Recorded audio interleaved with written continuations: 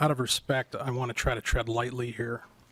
At the same time, we have a responsibility to make sure that we're approaching this issue objectively and thoroughly and from all the relevant perspectives.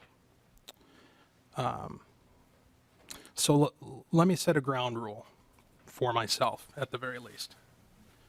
Let's assume that the policymakers and the law enforcement officers and the judges and all the folks that have been entrusted with some degree or another of public trust in this process are good people with good intentions, reasonable judgment, competency, and the desire to do the right thing, the best thing for all parties concerned. Under that assumption, some interesting questions arise.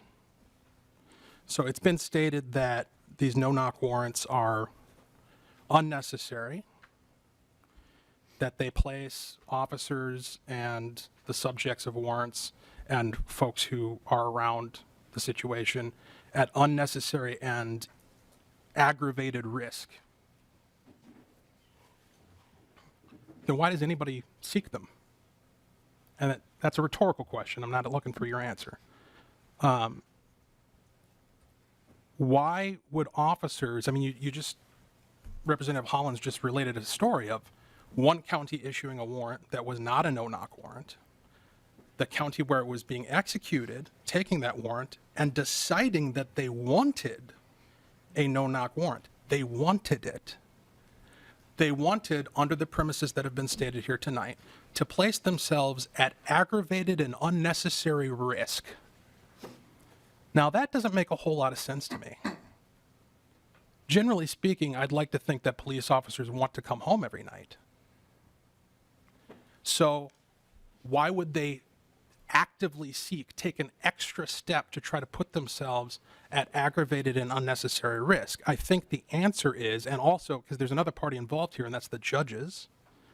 Judges who are tasked with looking at the evidence that's been presented to them and making a decision as to whether or not to sign off on that warrant. The cops can't do it by themselves. And let's also just focus on what a warrant is. You know, the Representative Curran started out the presentation talking about the Constitution. And you're absolutely right. Fourth Amendment, strong stuff that we ought to be protecting.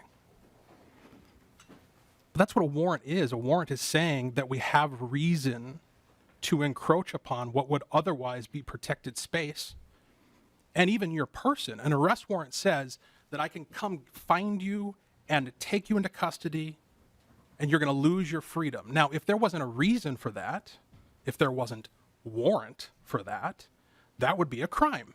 That would be kidnapping and imprisonment, false imprisonment. So clearly, it should not be a revelation that there are circumstances that exist. There's probable cause. There are reasons that warrant, that's why we use that word, in particular cases where a person has been identified and is suspected of particular activity, to take action against them that would not otherwise be appropriate. And so, you know, in the space between, there's a KSTP article from February 2022 that looks at data that was collected as a result of action taken by this body. Between September of 2021 and February of 2022, there were 70 no-knock warrants issued. So that's just that number. There's 70 times officers sought and judges agreed with presented evidence that this was the appropriate, proper thing to do.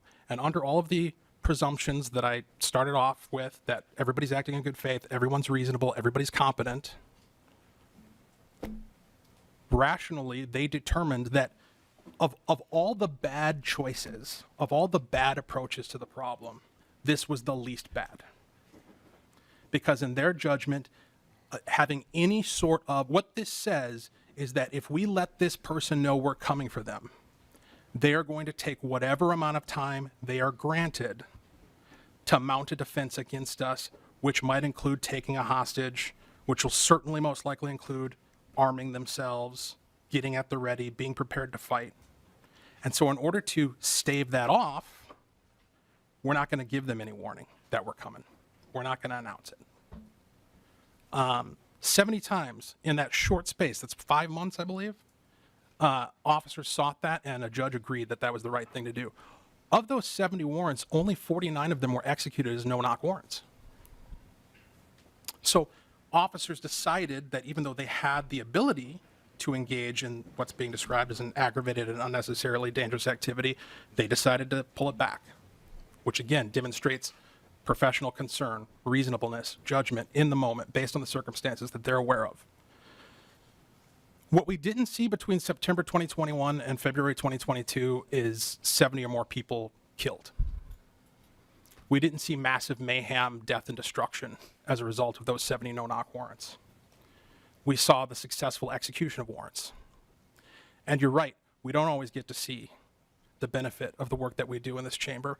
In fact, when it's done well, we often never see it at all because it doesn't make the headlines.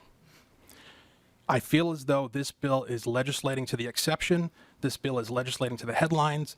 This bill is rooted in emotion, and it is not rooted in outcomes. And for that reason, I cannot support it. Thank you.